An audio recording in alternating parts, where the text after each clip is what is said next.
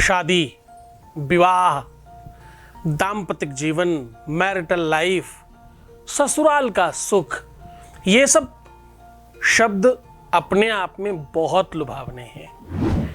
पूरा जीवन लग जाता है इनको संवारने और सजाने में, परंतु अगर शादी खराब हो जाए, विवाह बर्बाद हो जाए, वैवाहिक जीवन ठीक ना हो और दुष्ट पार्टनर आपके अपने जीवन में आ जाए जिनसे बहुत झगड़े फसाद हों, या कदाचित आपके वैवाहिक जीवन में किसी तीसरे का प्रवेश हो जाए, अगर तुम्हारे पति को सौत ने छोड़ नहीं दिया तो उसका दम निकल जाएगा।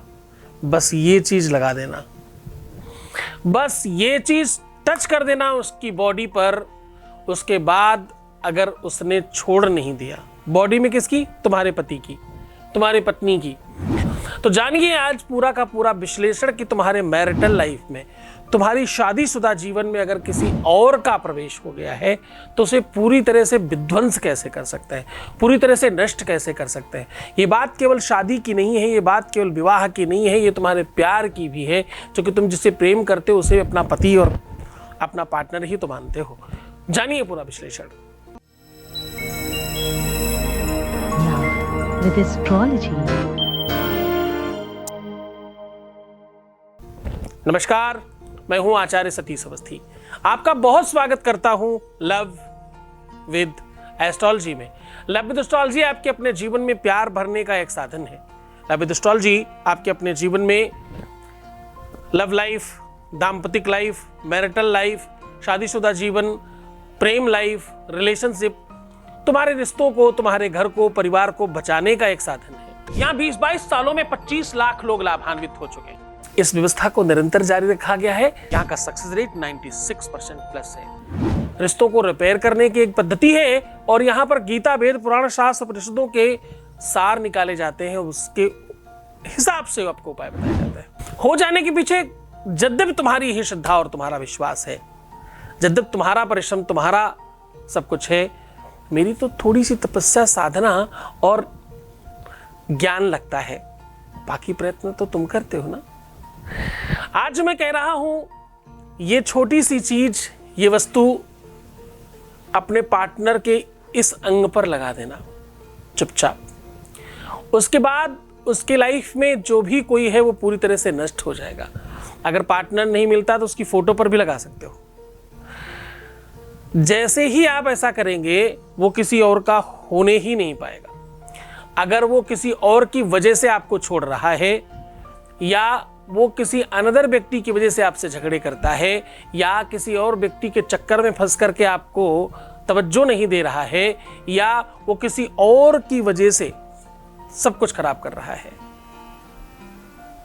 कोई और है जो आपके सपनों के संसार को नष्ट कर रहा है, कोई और है जो आपके घरौंदों को उजाड़ देना चाहता है, कोई और है जो आपके घर को, आपके परिवार को, आपके बसे बसाए परिवार को पूरी तरह से समाप्त कर रहा है। तो भाई, हंते को हनिये पाप दोष ना गिनिए, हनंतान हंतयंतेन स्यात् मा करिष्यति मा भवेत्।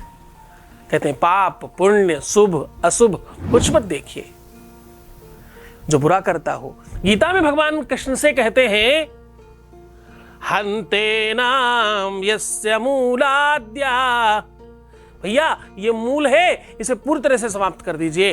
कहते हैं जो खराब वृक्ष उग जाए, जो खराब खेती हो जाए, आपके गमले में अगर बिना मतलब के पेड़ पौधे उग जाए तो उन्हें जड़ से निकाल कर फेंक देना चाहिए।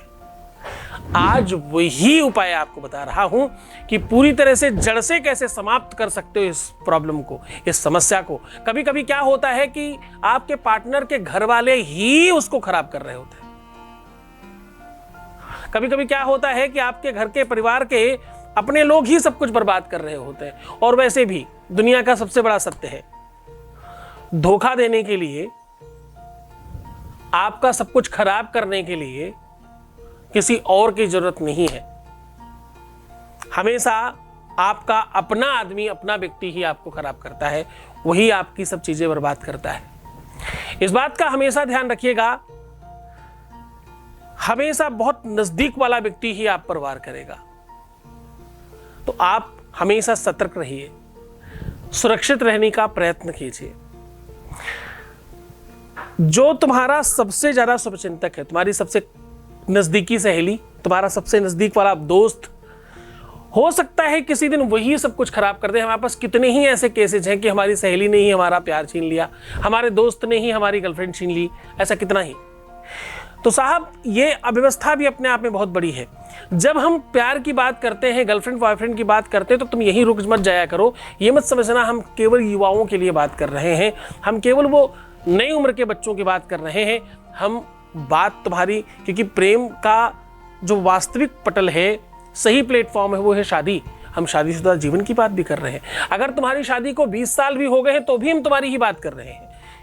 शरीर बूढ़ा होता है, इंसान कभी बूढ़ा नहीं होता। इसको नकारात्मक चिंतन में मत लेना, सकारात्मक चिंतन में लेना।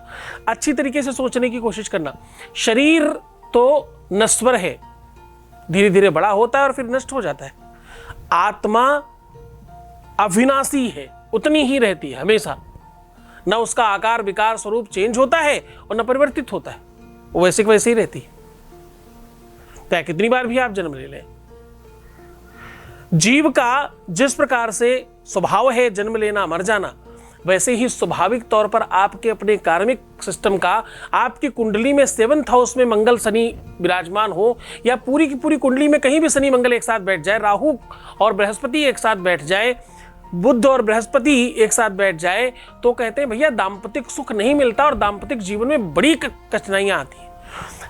छोटी वाली उंगली के नीचे की ये रेखा जितनी ज्यादा ऊपर की ओर चढ़ती जाए, उतना ज्यादा मैरिटल लाइफ खराब होने की संभावना बनती है। जितनी ज्यादा ऊपर की ओर आती है, या तो विवाह नहीं होता, या तो एक से अधिक कई सारे विवाह करने पड़ते हैं। जिन लोगों को बालों की सबसे ज्यादा समस्या होती है, उन लोगों के साथ दाम्पतिक जीवन की सबसे ज्यादा दिक्कत आती है। ऐसी कितनी ही बीमारियां हैं, इससे कितने ही इंडिकेशंस हैं जिनको देख करके आप ये समझ सकते हो कि आपके साथ मैरिटल प्रॉब्लम आएगी ही आएगी। जिन लोगों की जितनी ज्यादा हेयर फॉल की प्रॉब्लम, उनके जीवन में उतना ही ज्यादा दाम्पतिक जीवन की दिक्कत, चाहे वो मेल हो चाहे फीमेल हो। ये पहला सूत्र है। दूसरा, जिन लोगों की एब्रोज जितनी ज्यादा कम, लोग उनको उतना ही ज्यादा अपयश देंगे, उतना ही नाम खराब करेंगे उनका। ये सत्य है। जिन लोगों की आवाज बहुत भारी और बहुत बुलंद होती है, ऐसे लोगों को लोग अनायास डरते हैं। जिनकी आवाज सामान्य मधुर और स्वीट होती है, उनको उनके ऊपर लोग चढ़कर बात करते हैं। ये स्वाभाविक प्रक्रिया बता रहा हूं। पर इसका एक दूसरा पहलू भी है। जिनकी आवाज जितनी ज्यादा बुलंद होती है, वो उतने ही कम सक्षम होते हैं, वो उतने ही कम सफल होते हैं। मैं बहुत गरू आवाज की बात कर रहा हूं।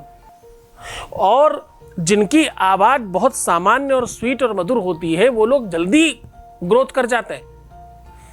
अगेन एक बात, ये सब तुम्हारे मैरिटल लाइफ के आसपास की बातें बता रहा हूं, तुम्हारे लक्षणों की बात कर रहा हूं।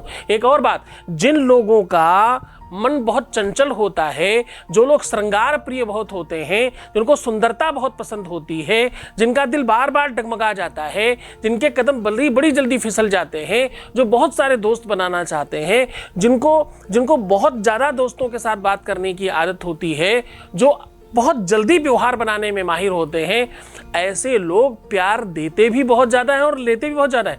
भूख भी ज़्यादा है। इसको आप उस तरह से समझ सकते हो कि जो भोजन करता अच्छा है, वो बनाता भी अच्छा होगा। जिन लोगों के बेडरूम में या तो अतिशय गर्मी लगती है या तो अतिशय ठंडी लगती है, ऐसे लोगों का दाम्पतिक जीवन बहुत खराब होता है। देखो ऊर्जा की बात कर रहा हूं अब मैं।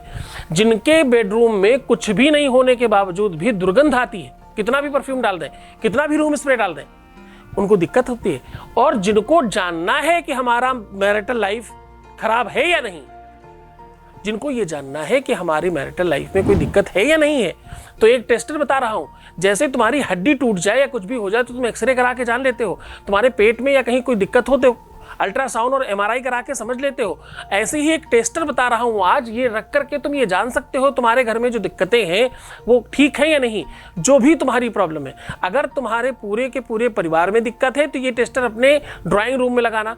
अगर तुम्हारे मैरिटल लाइफ में दिक्कत है तो ये टेस्टर तुम अपने बेडरूम में लगाना। अगर तुम्हारे परिवार और बच्चों के साथ कोई तकलीफ है तो ये टेस्टर मंदिर में लगाना। अगर तुम्हारे लव लाइफ में, पर्सनल लाइफ में कोई दिक्कत है तो इस टेस्टर को अपने बेडरूम में या बालकनी या छत में लगाना। अब मैं टेस्टर बता रहा हूं क्या करना है। उपाय अलग है, टेस्टर अलग है। टेस्टर है कांच के बर्तन में, कांच के ग्लास में पानी रखिए और उसमें थोड़ा सा नमक डाल करके अपना अक्स देख लीजिए और कोई जो भी समस्या हो इसमें दिखनी चाहिए मुझे, ऐसा कह के किसी भी एक कोने में रख दीजिए। ज्यादातर ऐसा पश्चिम और उत्तर के कोने में रखने से अच्छा होता है। पश्चिम उत्तर का कोना इस काम के लिए सबसे श्रेष्ठ माना जाता है। रूम का पश्चिम कोना, पश्चिम और उत्तर का कोना देख करके रख दीजिए। सुबह उठकर देखिए अगर इस पानी में कोई परिवर्तन है, अगर इस पानी का रंग, कलर कुछ भी चेंज हो रहा है, ग्लास का आउटर कुछ गड़बड़ हुआ है, कुछ भी 19-20 हुआ है, तो आप समझिए कि आपके साथ दिक्कत है। अगर नहीं हुआ तो आप स्वतंत्र हो सकते हैं। तो कहने का सीधा संबंध है सूत्र ज्योतिष से है और ज्योतिष सूत्र से है। ये उपाय अपने आप में बहुत पावरफुल है, बहुत शक्तिशाली है और बहुत कारगर है। इसका तुम दुरुपयोग भी करो तो कोई बुराई नहीं है। ये उपाय फिर से आपको सौंप रहा हूं जिसमें कोई आपको आदेश लेने की जरूरत नहीं है, इसे पूरी तरह से स्वतंत्र रखा गया है। आपको इस उपाय का पूरा विस्तार बता रहा हूं, उसके पहले आपके 20 से एक अनुभव ले लेते हैं। Voice message please. प्रणाम गुरुजी, आपको सारी सिचुएशन बताई कि मैं कितनी डेडलाइन पे हूँ, लेकिन गुरुजी जैसे ही मेरी आपसे बात हुई, आपने मुझे जो भी उपाय, जो भी तरीके बताए मैंने वो अपनाए। बल्कि अभी मैंने पूरे भी नहीं अपनाए हैं, लेकिन मेरी जो ख़त्म हुई लव लाइफ थी वो दोबारा से कंटिन्यू हो गई है। मेरा दिल से आपको धन्यवाद है, कोटि कोटि धन्यवाद। बहुत बहुत धन्यवाद, बहुत साधुवाद, बहुत आशीर्वाद। परमात्मा शिव आपको प्रसन्न करे, आनंदित करे, सुव्यवस्थित करे और आपकी हर इच्छाओं की पूर्ति करे। आज मैं बता रहा हूं कि मैरिटल लाइफ, दाम्पत्य जीवन, प्यार और तुम्हारा रिलेशनशिप बहुत बेहतर हो सकता है ऐसा करने से। आपको इसके लिए सामग्री क्या चाहिए? इसके लिए सामग्री चाहिए सौंफ, थोड़ी सी मिश्री और 2 लौंग, बस। अब आपको करना यह है कि पहले अपने मुख में 3 बार इस उंगली और अंगूठे के मदद से सौंफ डालनी है। ध्यान समझिएगा, 3 बार, सिर्फ इससे जितना आ जाए। उसके बाद इसी से 5 बार पकड़ के आपको मिश्री के छोटे छोटे टुकड़े मुंह में डाल लेना है और इसे चबाना शुरू कर देना है। और चबाते चबाते आपको अपने अच्छे अनुभव मन में स्मरण करने हैं, अपने प्यार के, अपने रिलेशन के, पति के, पत्नी के, जो भी आपका संबंध है उसके साथ अच्छे अनुभव तो कुछ रहे होंगे, उसको आपको स्मरण करना शुरू कर देना है। तत्पश्चात जो आपके पास बची हुई 2 लौंग हैं, एक को राइट और एक को लेफ्ट में दबा करके कोशिश करिए कि आपका मुंह चलता रहे लेकिन वो दोनों बची रहें। और 7 बार जो मैं कह रहा हूं इसका उच्चारण कर लीजिए। 32 दांतों के बीच में सब कुछ चल रहा है लेकिन फिर भी लौंग सुरक्षित है, उस बात का आप ध्यान रखिएगा। थोड़ा अच्छी तरीके से पूरे प्रयत्न के साथ इस काम को करिएगा। अब आपको करना यह है कि एक सादा कागज बड़ा लेना है और उसमें पहले बड़ा सर्किल, फिर उसके बाद थोड़ा छोटा सर्किल, फिर तीसरा और छोटा सर्किल, यानी 3 सर्किल बना लीजिए। 3 सर्किल बनाने के बाद बीचों बीच में जिस पर आपको शक हो, डाउट हो, उसका नाम लिख दीजिए। अगर आप उसको नाम नहीं जानते तो अमुख लिख दीजिए, अमुख, ऐसे, ठीक है। अब आपको करना यह है, जो मैं कह रहा हूं इस शब्द को बोल करके वो सारा का सारा बचा हुआ स्लाइबा उसमें गिरा देना है। ध्यान से, बहुत ख्याल रहे कि आप इस कार्य को पूरी सुव्यवस्थित तरीके से करें। जो मैं शब्द कह रहा हूं उसको बहुत ध्यान से सुनिएगा। ओम तृण, ओम तृण। जिस प्रकार से तृण कहते हैं तिनके को, बस ओम तृण बोल दीजिएगा और ये बचा हुआ सामग्री आपके मुंह की उस कागज पर गिरा दीजिएगा। इसकी पुड़िया बना करके अपने पास रखिएगा। जब जब आपको अवसर लगे तो उनके पीठ में, उनके बैक साइड में, सर से लेके पैर तक कहीं भी लगा दीजिए, टच कर दीजिए केवल। ये जो बचा हुआ सामान है, कुछ भी, थोड़ा सा, हल्का से ही सही। इसका और एक तरीका है, वही सामान बचा हुआ आप कभी भी अपने मुंह में रख सकते हैं और उसका हल्का सा सलाइवा भी कहीं टच करा सकते हैं उनके। इस बार को, इस चीज को जितनी बार आप रिपीट करेंगे उतना ज्यादा पावर बढ़ेगा। यकीन मानिए, लोग किसी काम के नहीं रहेंगे जो लोग बीच में तुम्हारे आएंगे। करके देखिए, बहुत पावरफुल है। दिन, समय, काल, परिस्थिति, किसी चीज का कोई भेद नहीं है इसमें, कभी भी किया जा सकता है। पूरी मन से, पूरी श्रद्धा से, पूरे विश्वास के साथ करिएगा। थोड़ा सा विलंब हो जाए तो भी ऐसा चिंतन मत करना, अच्छा सोचना, तभी तुम्हारे जीवन में कुछ ठीक होगा। ख्याल रखो अपना, मैं हूं तुम्हारे साथ। ओम नमः शिवाय।